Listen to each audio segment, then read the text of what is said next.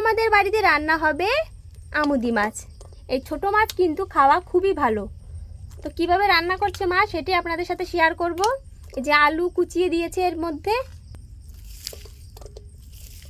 এবারে পেঁয়াজটা দিয়ে দিচ্ছে আর দিয়ে দিচ্ছে জিরে বাটা। এবার একটু নুন দিয়ে দিল, হলুদের গুঁড়া, এবার ঝালের গুঁড়ো, আর হচ্ছে গিয়ে দেওয়া হচ্ছে সর্ষের তেল, খাঁটি সরিষার তেল। আস্তে তো বল ফিরে দেবো। এবারে মা ভালো করে মাছটাকে মাখিয়ে নিচ্ছে, আপনারা দেখতে থাকুন। এর মধ্যে দিয়ে দিলাম কয়টা কাঁচা ঝাল, একটু জল দিয়ে দিচ্ছে, এটা একটু মাখা মাখা হবে।